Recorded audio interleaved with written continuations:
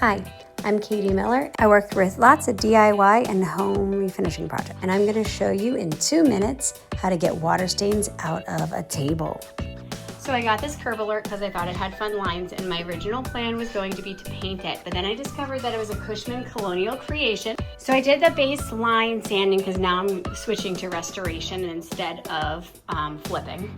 So this is after I did some scraping with my Carbide scraper and sanding with 180. I did not go all the way down because I really just wanted to get the finish off to see what these stains look like, and as you can see, they look really bad. So to get rid of these black stains, I'm gonna use Barkeepers Friend mixed with some water, but I'm also gonna use plastic wrap on top of it because I'm gonna try to let it sit for about an hour on this first go to see, since these are so deep, to see if that does anything.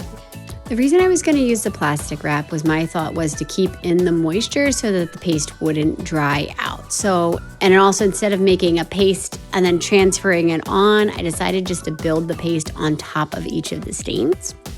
Put the plastic wrap on and then let it sit as I go to the next stain.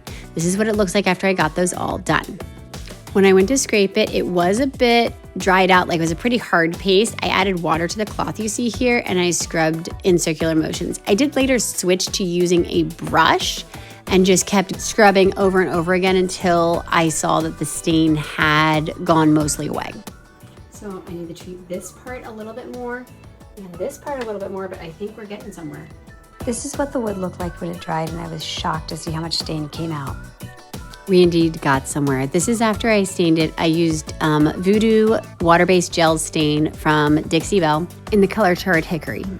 I honestly can't believe how much of the stain that it got out. I really could not see the stains once the finish was done. Please let me know if you've tried this before, or if you try it, how does it go? As always, like, subscribe, and send this to someone who will find it interesting.